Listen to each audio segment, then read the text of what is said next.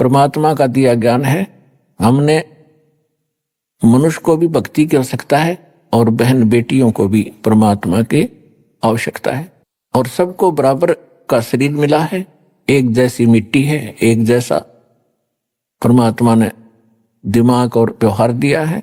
दोनों ही भक्ति करना चाहिए।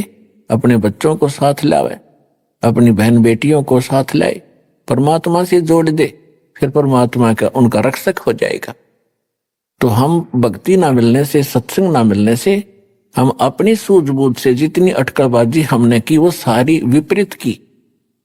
अब कबीर साहब कहते हैं, कबीर कुल करनी के कारण ये अंसा गया बिगो, जब कुल के कर लेगा तू चार पाया का हो। अब तो लोक लाज में आके सत्संग में नहीं आता, ना कोई भक्ति करता, क्योंकि शर्म आती है, लोग क्या कहेंगे, हंसी उड़ाएंगे।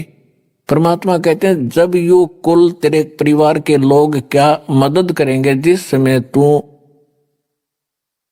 पशु बनकर, गधा कुत्ता सूअर बनकर खड़ा होगा कहीं पर, तब ये कुल के कर लेगा जब तू चार पाया का हो। राम नाम निज सार है, राम नाम निज मूले, राम नाम सौदा करो भाई, राम नाम ना भूले। पुण्यात्मा, अब कौन से राम का सौदा करें, कौन से राम के नाम का जाप करें? सबसे पहले हमने ये निर्णय करना है, वो आपको बहुत बार बता दिया है और आगे भी बताते रहेंगे। परमात्मा की भक्ति में हमें सबसे पहले सतगुरु की आवश्यकता होती है। जैसा कि आज सुबह के सत्संग में आप सुन रहे थे कि परमात्मा ही स्वयं अपना ज्ञान बताते हैं, सच्चा ज्ञान बताते हैं, अपनी जानकारी देते हैं। अपने द्वारा रची हुई सृष्टि को वही स्वयं आकर ज्ञान बताते हैं, उसी को जानकारी देते हैं।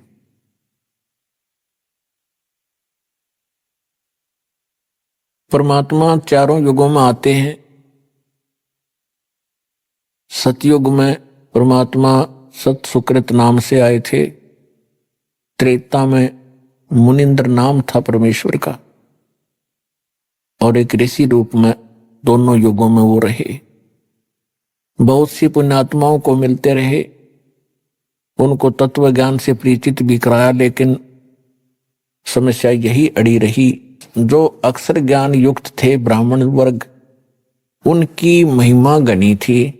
आम जनता उनको एक देवता माना करती थी, और वो सत्य को जानबूझ कर स्वीकार नहीं करना चाहते थे, क्योंकि वो प्रभुता की भूख थी।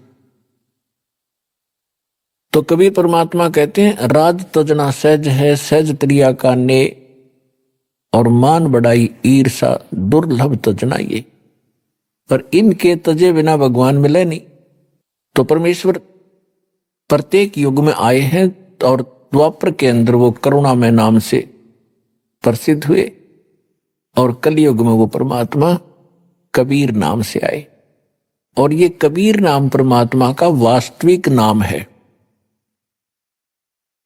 बाकी अन्य वो अपने नामांतर करके प्रत्येक युगों में आते हैं, लेकिन कलयुग में हम इतने पापग्रस्त हो जाते हैं, हमारे पुण्य कति समाप्त हो जाते हैं, इसलिए परमात्मा यही नाम लेकर आते हैं।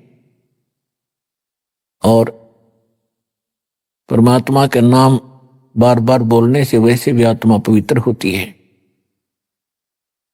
तो इस प्रकार परमात्मा ने बताया है कि सतयुग में सत सुकृत कह टेरा, त्रेता नाम मुनिंदर मेरा, द्वापर में करुणा में कहाया, कलयुग नाम कबीर धराया। जब कलयुग में परमात्मा आए सन 1398, संवत 1455, ज्येष्ठ सुदी पूर्णमासी, जेठ उतरते की पूर्णमासी को दिन में सुबह, यानी सुबह सुबह ब्रह्म मुहूर्त में सूर्य उदय होने से लगभग 1.5 घंटा पूर्व के समय को ब्रह्म मुहूर्त कहते हैं। तो पुण्यात्माओं, परमात्मा कहते हैं, जो जन मेरी शरण है ताका हूं मैं दास, गेल गेल लाग्या फिरूं जब तक धरती आकाश। परमात्मा जब सतयुग के अंदर आए थे उस समय एक विद्याधर नाम के ब्राह्मण थे, उनकी पत्नी दीपिका थी। वो निसंतान थे। परमात्मा उनको एक तालाब में मिले थे, कमल के फूल पर। सतलोक से आते हैं, शिशु रूप धारण करते हैं, एक लीला वो ऐसी करते हैं। तो उस समय ब्राह्मण के घर परिवर्तन होने से वो ऋषि कहलाए। त्रेता युग में फिर वही ब्राह्मण और ब्राह्मणी वेद विज ब्राह्मण हुआ और सूर्या वो दीपिका वाली आत्मा हुई। परमात्मा फिर उनको मिले। आगे चल के फिर ऐसे ही उनका जन्म होता रहा। तो जो विद्याधर ब्राह्मण था वही स्वामी रामानंद जी की आत्मा थी।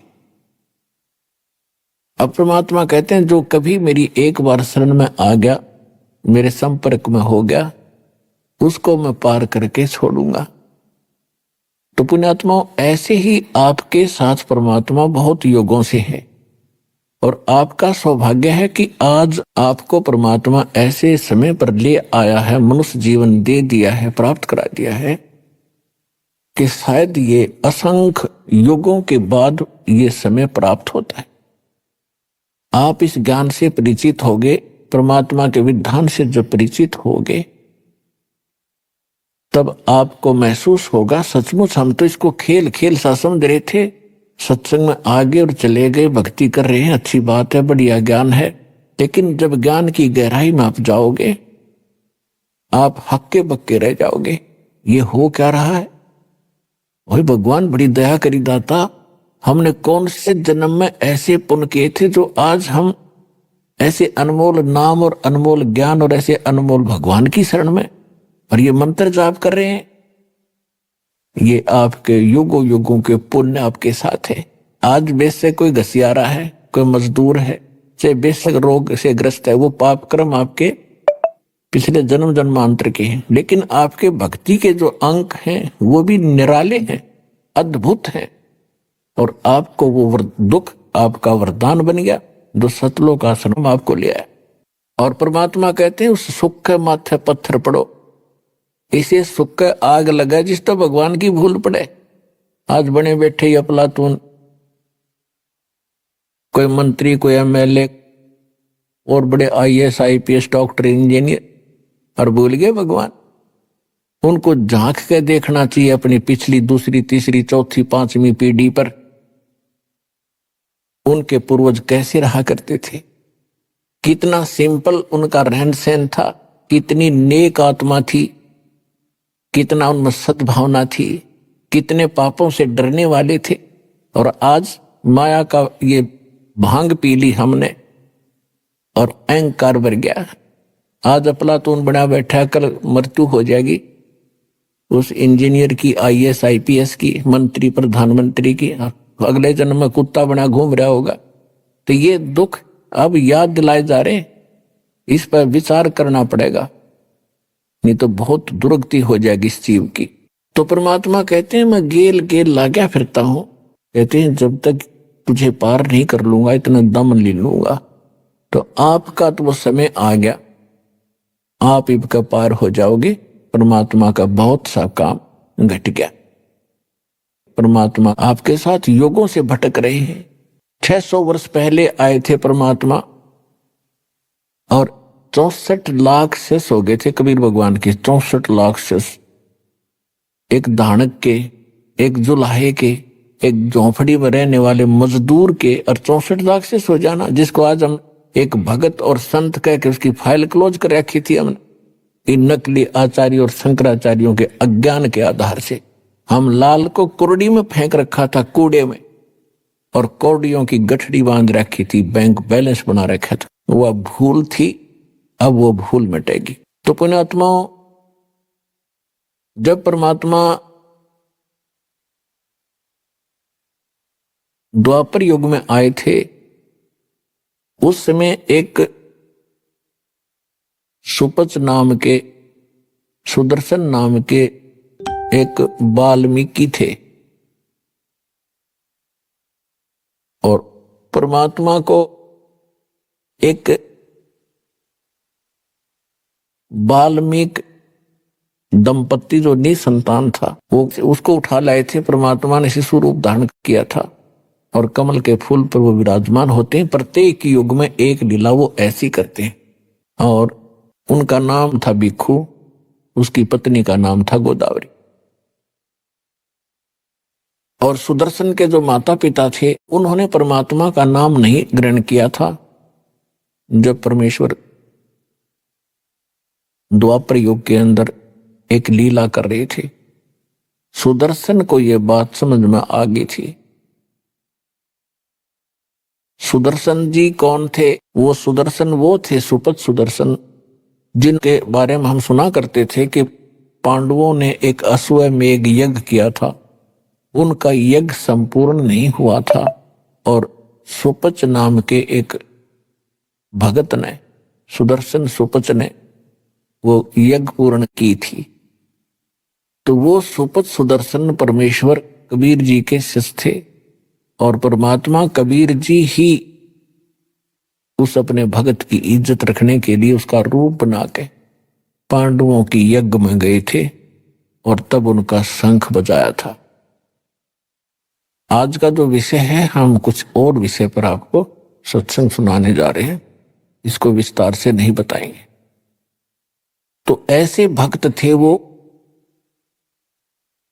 सुदर्शन जी को परमात्मा का ज्ञान 100% समझ में आ गया था, समर्पित हो गए थे, लेकिन उनके माता पिता इस बात को स्वीकार नहीं कर रहे थे। सुदर्शन के माता पिता की मृत्यु होगी। सुदर्शन को जब सतलोक जाने का समय आया तो परमात्मा ने पूछा, क्यों भक्त सतलोक जाना चाहते हो? कहने लगा, महाराज बिल्कुल तैयार है, आपने ज्ञान ही ऐसा दे दिया, यहाँ कुछ रखा ही नहीं है। तो परमात्मा ने कहा कि देख ले भाई, किसी में तेरी आस्था तो नहीं है। तो उस समय सुदर्शन भगत ने कहा, परमात्मा मेरी कोई आस्था नहीं है,